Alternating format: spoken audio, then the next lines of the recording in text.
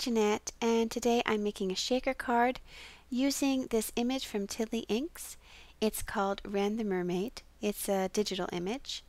I'm going to be using Lawn Fawn stitched rectangles, as well as Stampin' Up! Smoky Slate and Whisper White cardstock. To make my card base, I'm cutting the Smoky Slate lengthwise at 4 1/4.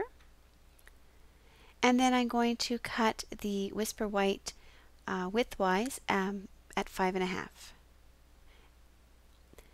Then I am going to take my Big Shot and I'm going to use the largest stitched rectangle, and I'm going to cut it out of the Whisper White, and this is going to be for my background.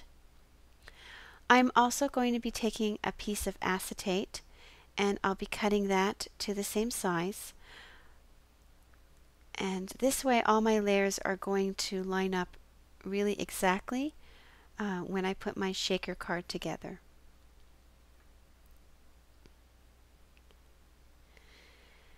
So I'm then going to take a piece of Smoky Slate that I cut. I am going to be using the largest stitched rectangle, and then I'm going to take the second largest and I'm going to line that up right in the center to create my window for my shaker card. I have a magnetic plate, so most of the time I don't have to use little post-its when I'm using the dies. If you find that it shifts using the magnetic tape, then just use a piece of post-it tape. So I'm going to be removing that, and I'm going to be adding the multi-purpose platform. I'm going to open both tabs, and this is an embossing folder from Stampin' Up! It's the wood grain embossing folder, and I'm going to add that sort of window opening that I cut out. I'm going to emboss that, and it's going to give it a little bit of texture, and it adds a lot of interest to your card.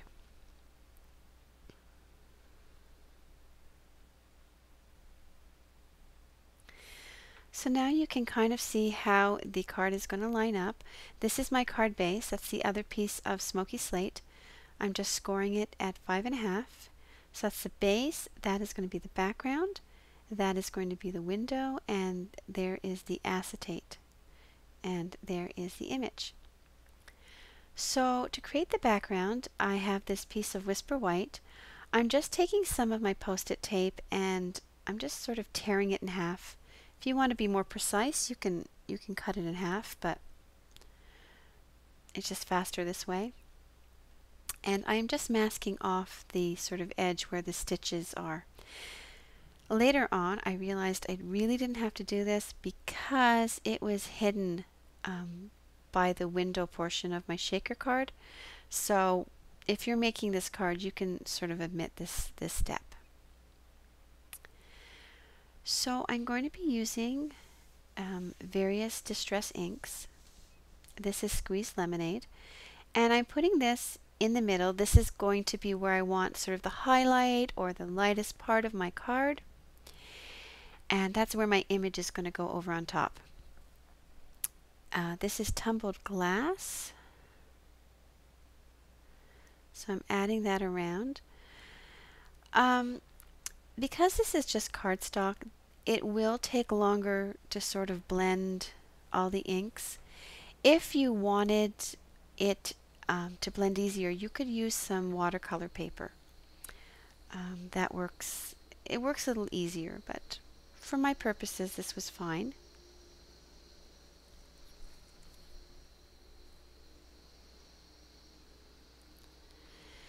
So I am just going over and over in that until it is blended the way I like.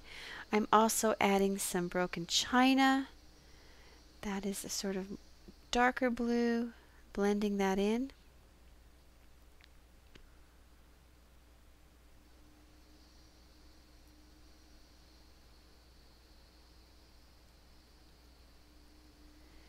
And then I'll just go back and forth with the different inks, with the Tumbled Glass and then with the Squeezed Lemonade, so that you get a really nice smooth transition.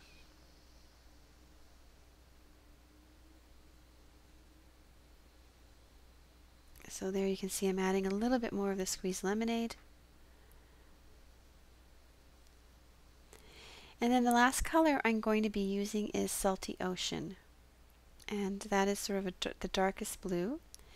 And that I'm putting around the edges. You're going to see that in a minute. And I'll blend it out until it's just the way I want it.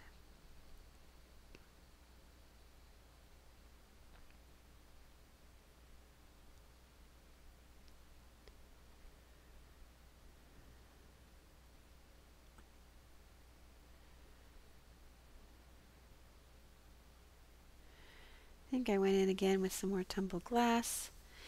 And then I took a paintbrush with some water and I just held it over and tapped the paintbrush.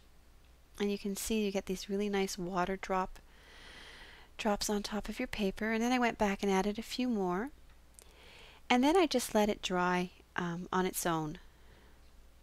You can see here how it's all dried out. And I'm just going to pull off that tape.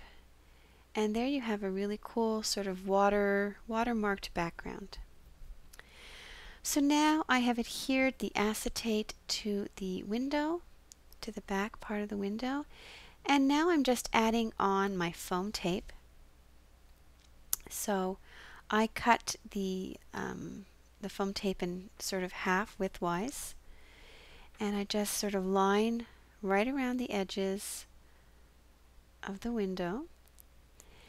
And because one layer doesn't raise it up enough, I always go back, I take off the backing paper here, and then I go back and I add another layer.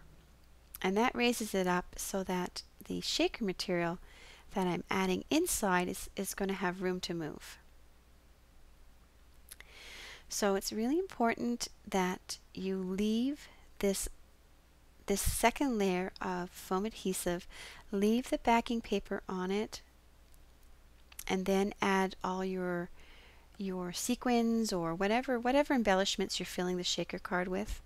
That way they don't stick all over the adhesive. So these are sequins. I got this package at the dollar store, and it comes in a few different colors, and I think that's a pretty good price.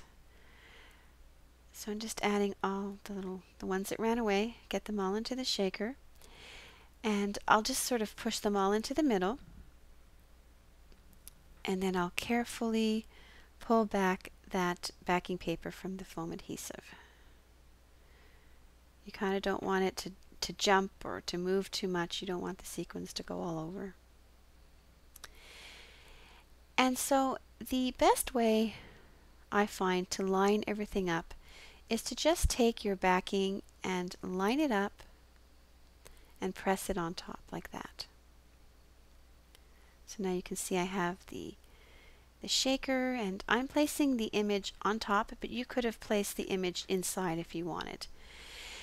This is the card base, so I'm just going to do the same thing. I'm going to place it over on top, line it all up, and now my card is done. Well, almost. I forgot. I have to add the image. So once I add the image, my card will be done, and you'll see how cute that looks. It looks like she's at the bottom of the ocean. Thanks for joining me. A list of all supplies can be found at the end of this video as well as in the info. Thanks for watching.